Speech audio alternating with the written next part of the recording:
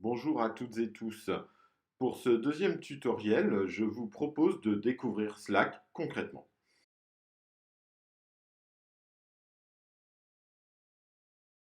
Tout commence par l'installation du système Slack sur votre ordinateur et ou votre smartphone.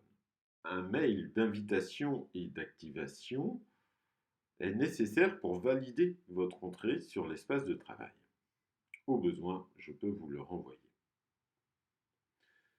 Sur un ordinateur, vous pouvez utiliser Slack dans votre navigateur Internet habituel, mais je vous conseille cependant une installation du logiciel sur votre système. C'est à télécharger sur le site de Slack. Notez bien le nom du groupe de travail, SOS Médecins Saint-Malo.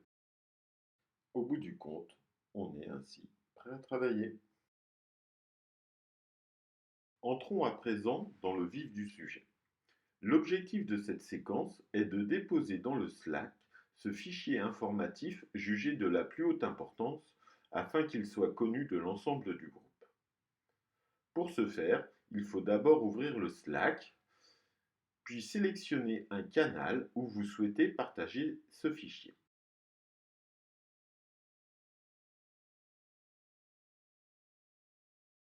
Une définition du canal peut vous aider à sélectionner celui qui est le plus pertinent, mais nous verrons plus tard comment en créer un nouveau si besoin.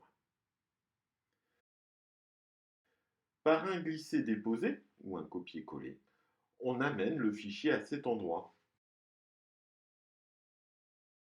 On peut alors rajouter un descriptif, un message écrit accompagnant le fichier et choisir plus spécifiquement vers qui l'envoyer. Le fichier va alors se charger et celui-ci apparaîtra, ce qui permet aux autres personnes d'interagir avec celui-ci. On peut faire la même chose avec un lien Internet.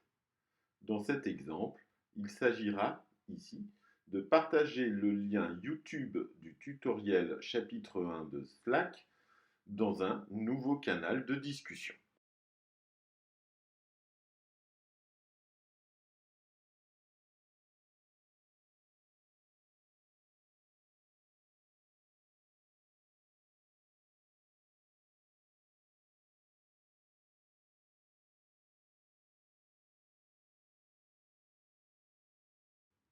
À cette étape, on va donner le titre au canal de discussion. On va également lui ajouter un descriptif qui peut comporter des mots-clés qui seront utiles pour une recherche ultérieure.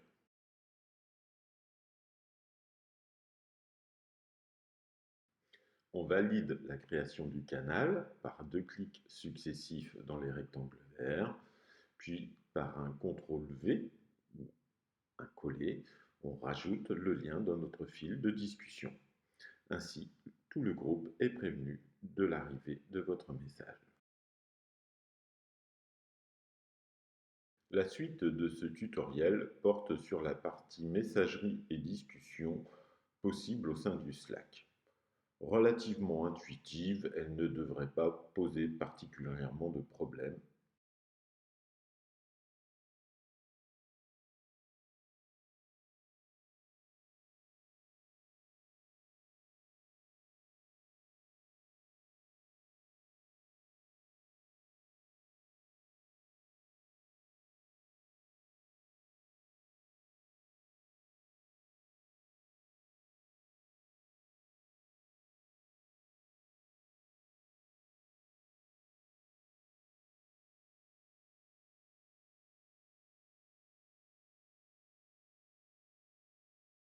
Enfin, voici une illustration de la navigation dans la partie centrale d'un canal de discussion.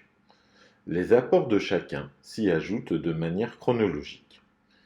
Remarquez ces onglets présents pour chaque contribution. Ils vous permettent d'accéder à des options. Enfin, voici le panneau latéral droit qui affiche les détails du canal sélectionné. Pour la suite, je vous propose de déposer vos questions éventuelles sur le canal dédié et ainsi construire le prochain tutoriel en fonction de vos besoins. À bientôt!